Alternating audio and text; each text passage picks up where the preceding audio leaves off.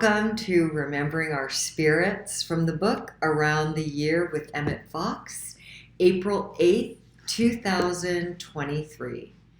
The Temple of Solomon, Ivory, Apes, and Peacocks. Then comes the ivory. This stands for undue attachment to a particular teacher, a particular textbook, or a particular church or other organization. It is a mistaken loyalty. It is an unselfish error, but a deadly one. Any religious teacher or writer, however eminent, any church or center, however much beloved, is still but a means to an end. The end itself is spiritual growth. Recognize with gratitude all the help you receive from many sources, but remember that your loyalty is due to God through your own spiritual development. You must feel free at any time to go wherever you get the most help, irrespective of personal considerations. The ape stands for bodily temptations, such as sensuality, addictions to drink, drugs, and so forth. These things are so obvious that the victim cannot deceive himself about them, so that at least he knows where he stands. They can, of course, be overcome by systemic prayer. The peacock stands for vanity. Vanity may take the form of intellectual pride or of a snobbish attitude, or the desire to stand in with what is fashionable and powerful. It also includes spiritual pride on the part of those who are really in truth. And this is the worse than any other forms. But thou, O man of God, flee these things and follow after righteousness, godliness, faith, love, patience, meekness. 1 Timothy 6:11. I disagree that the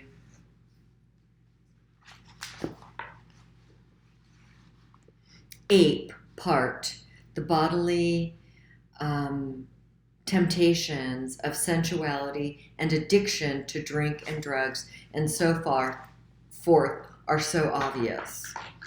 For many, many years before August of 1995, the most important thing in my life was alcohol. It was more important than my spirit. It was more important than my former husband, and it was more important than my daughter. There are addictions that are so powerful, we need external help from other resources. I did. I sought external help. What I truly believe is that God is source, and that is capital S source. And everything on this planet, everything from priests, rabbis, imams, churches, letters of the law, people, spiritual practices, money, everything are resources. God is our source, and every single other thing on this planet is a resource for us to use in our spiritual growth. They are tools for us to pick up and use in our spiritual development. A teacher shared with me a number of years ago, at least 15 to 16 years ago, she shared with me that I was showing up spiritually prideful. Now, remember, I've been spiritually on the path of truth for 30 years. So I really took offense to that. I was like, who does she think she is? I'm not being spiritually prideful. I'm too spiritual to show up and be spiritually prideful. I trusted this woman, and she had permission, and we had an agreement for her to speak hard truth to me. Now, for a spiritual practitioner, which is my number one highest value and my number one practice in this world, and also the work I do in the world, that was wicked, wicked hard to hear.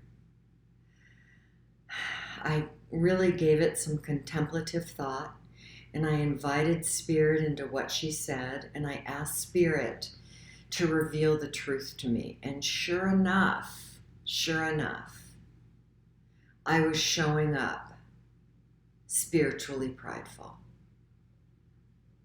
What was revealed to me was that I was showing up spiritually superior and prideful because I hadn't owned some parts of myself that felt so vulnerable and shameful and inferior.